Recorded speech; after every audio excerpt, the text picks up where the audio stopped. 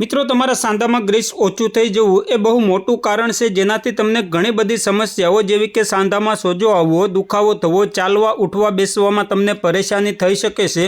जो कोई कारणे तमारा शरीरमां आ ग्रीस ओछुं थई जाय तो तमारा हाडकाना बे छेड़ा एकबीजा साथे अथड़ावा लागे छे अने घसावा लागे छे, जेनाथी तमने घणी बधी समस्यानो सामनो करवो पड़ी शके छे। एटले खूब ज जरूरी छे के कोई कारणे आ ग्रीस ओछुं थई रह्युं होय तो कोई पण रीते पाछुं लाववुं ज जोईए। અને જો તમારું ગ્રીસ મેન્ટેન છે તો તેને કોઈ પણ રીતે જાળવી રાખવું જોઈએ, જેથી ભવિષ્યમાં તમને સાંધાને લગતી કોઈ પણ સમસ્યા થાય નહીં। આ વિડીયોમાં જોઈશું કે જો તમારા સાંધાનું ગ્રીસ ઓછું થઈ ગયું હોય તો કેવી રીતે વધારી શકાય અને જો ઓછું નથી તો તમે કઈ રીતે જાળવી શકો, જેથી આવનારા સમયમાં ગડપણમાં તમારા સાંધા સાથે સંકળાયેલા, ઘૂંટણની સાથે સંકળાયેલા, કમરના દુખાવા સાથે સંકળાયેલી એવી કોઈ પણ જાતની સમસ્યાઓથી જૂઝવું ના પડે।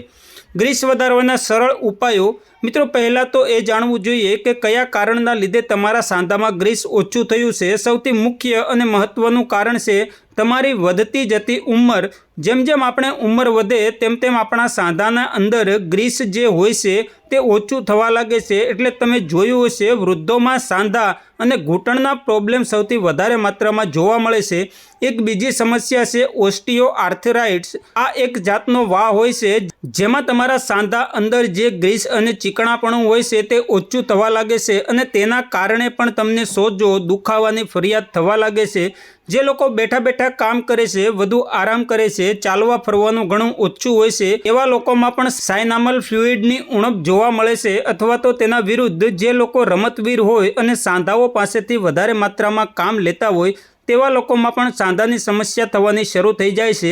साथे साथे जे लोकोने डायाबिटीज होय, वधु खाटुं खाता होय ए लोको पण वधु प्रमाणमां सांधाना दुखावा जोवा मळे छे। छेल्लुं आयुर्वेद एवुं माने छे के जे लोको ऊभा ऊभा पाणी पीवे छे ए लोकोमां पण सांधाना दुखावा, घूंटणनो दुखावो वधु प्रमाणमां जोवा मळे छे। आ बाबतोने ध्यान राखवी जरूरी छे, कारण के आ बाबतो ध्यान राखीशुं तो ज आपणे आपणुं ग्रीस जाळवी शकीशुं। तो हवे सवाल ए थाय के जो सांधामां ग्रीस ओछुं थई गयुं छे, दुखावो थाय छे, चालवा फरवा उठवा बेसवामां तकलीफ पड़े छे, तो शुं आ ग्रीसने फरीथी वधारी शकाय? मित्रों घणी एवी नेचरल ट्रीटमेंट छे जे तमारा सांधामां आ ग्रीसने वधारवानुं कार्य करे छे। खास करीने तमारा घूंटणमां ग्रीस ओछुं थई गयुं छे, जेनाथी तमने सीढ़ीओ चढ़वा उतरवामां तकलीफ थाय छे, कटकटनो अवाज आवे छे, तो तमारे सौथी पहेला अखरोट खावानुं शरू करी देवुं जोईए। अखरोटमां तमने healthy fat, calcium, vitamin D3, omega 3 fatty acid साथे घणा बधा पोषक तत्वों अने विटामिन्स मळे छे। आ बधी वस्तुओ तमारा सांधाने मजबूत बनाववा माटे, तंदुरस्त बनाववा माटे अने सांधामां रहेला सोजाने ओछुं करवा माटे खूब ज अगत्यनुं छे। अखरोट जो तमे नियमित खाओ तो तमारा सांधामां जे ग्रीस होय छे ते पण वधवानुं शरू थाय छे। साथे साथे तमारा सांधा पण वधु सारी रीते काम करवानुं शरू करे छे। अखरोट खावा माटे तमारे रात्रे 3 થી 4 अखरोटनो गर पाणीमां पलाळी देवानो छे अने सवारे नरણા कोटे चावीने खावानुं छे अने वधेलुं पाणी पी जवुं।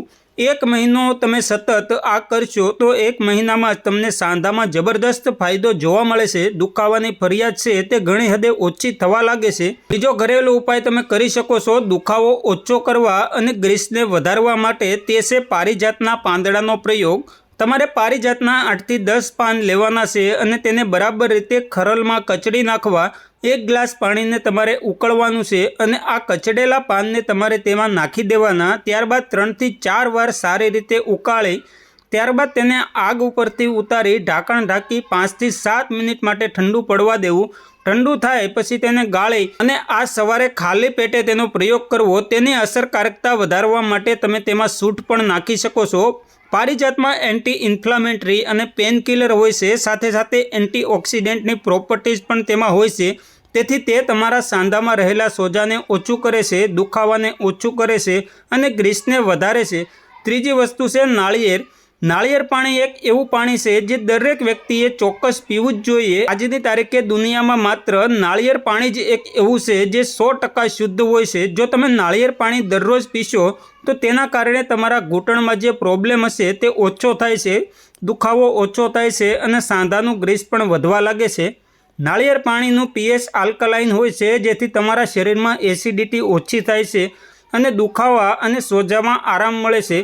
1 ગ્લાસ નાળિયેર પાણી દિવસમાં ઓછામાં ઓછું 1 વખત તો ચોક્કસ પીવું જ જોઈએ। આ સિવાય મિત્રો તમારે પોતાના આહારમાં કેલ્શિયમ અને વિટામિન ડીનું ખાસ ધ્યાન રાખવું જોઈએ।